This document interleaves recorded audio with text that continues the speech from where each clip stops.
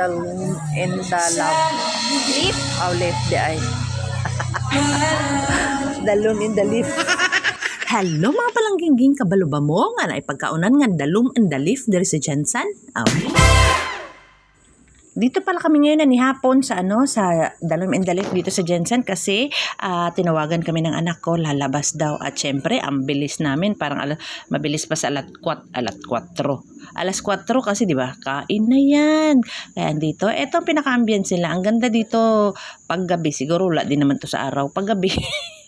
Ayan, ang ganda. Andito na lahat yata, lumipat na dito ang mga kainan or ang mga tao lumipat na dito dahil natapos na ang Kalilangan Festival sa Jensen sa Oval. Kaya nandito na naman lahat kami. Kami. Kasama nga ako. Andito nga ako eh. Ayan. Ayan, may mga din sila, pa-bouquet. Pero mas maganda yung sa akin. Ayan, halika kayo at samahan nyo kaming mag-explore dito sa The Loom and the Lift. Ayan, may pa matcha. Ayan, habang naglalakad sila at nag-iisip at nag-uusap kung ano ang kakainin, ayan, ako naman si Buntot kasi nga taga-videographer. Ayan, kaya fast forward natin. Ngayon, nag-work ako sa 20. Kung may kanon ba, Kung may kanon. Picture?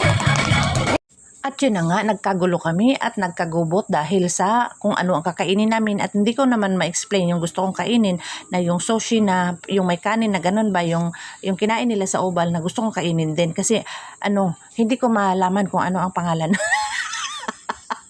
Kaya ayan, nagkagubot na kami kung anong kakainin ko. Kompletos Ricardos na pala dito guys. Kung gusto niyo rin magtagay-tagay, pa-chill-chill, meron din. Kasi may nakita ako, nag-inom sila ng mga beer dyan. At ayan, napakagandang lugar kasi napakalamig guys. Alam niyo ang lamig. Nagtagargar talaga ako kasi nga puro puno. Hindi ka guys sa Oval na medyo maalinsangan, mainit kasi wala nga kapuno-puno doon sa Oval Plaza namin. At dito naman ay kabaliktaran kasi nga ayan, nanginginig ako kasi malamig pa yung kinain ko. Yung ininom ko malamig tapos ayan. At ito nga pala in-order namin. Dito kami umorder. Ano ba itong vlogger na ito? Dito kami umorder ng ang napili ko is yung Korean food. Ayan, dito kami sa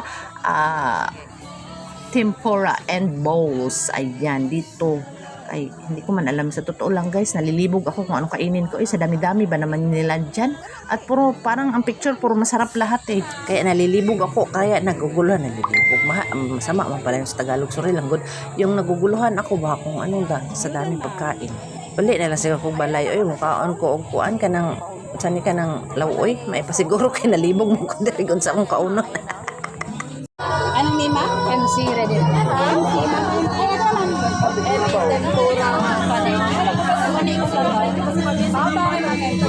Introducing my manager.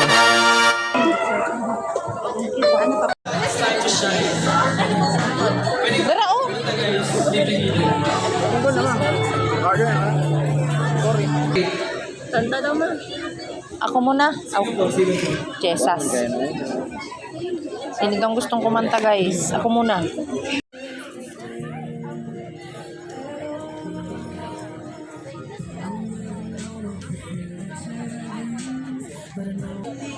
Mauna ni. Eto na guys. Dumating na nga yung in-order ko na Korean food. Ayan. Ayan, naulaw ko guys kay chopstick man eh. Ayan, kain tayo mga palangginging. Ayan, masarap yan. Kasi may kimchi. Tara guys, kain tayo. Kain tayo muna dito. Ayan. Masarap din kumain paminsan-minsan sa labas, diba? Kaya para maiba naman ang ating mga pananaw sa buhay. At saka nalilibang tayo dito kasi maraming tao. Maraming malilibang ang ating mga mata sa mga tao. Ayan, kumakain na kami guys. Kaya ang sasarap ng mga pagkain. Kaya lalo na pag libre, masarap talaga guys. Ayan, may biryani. Ayan, masarap talaga yan siya guys. Karambog ilok good pero lami-lami man eh.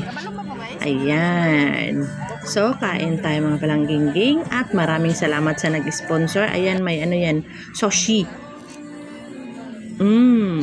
Ang sarap. Ayan, oh. Paibog lang ba? Zamboza. Zamboza. Puro Zamboza.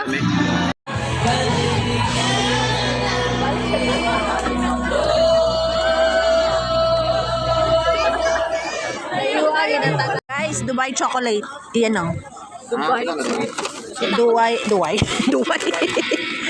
Pwede ka mahal, guys. Ginoo ko, Lord. Ano man yung pagkaon man. Ayan, kakainin daw niya, oh. Buti na lang. Salamat siya. Busog ako. Oh. Ayan. Yung sinasabi nilang Dubai chocolate. 350 na yan, guys. Na-pressure sila, guys, oh. Ayan. Ayan yung ano nila, oh. Ayan yung price niya, guys, oh. Dubai chocolate. Ihon ba yan siya?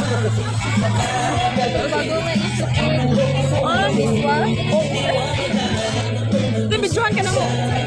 Ikaw gani ako video. Ako magkaon? Sige. So mga palangging, ayan, kakainin na natin ang kanilang pinagmamalaking Dubai chocolate daw kuno kung ano ang lasa. At ito nga, nag-voice over na lang ako kasi napakaingay at hindi nyo marinig ang aking explanation at tingnan nyo na lang kung ano ang expression ng aking face lock. Kasi nga, medyo ignorante tayo sa mga ganitong pagkain, no? Ayan, at medyo, pwede man kapait to eh.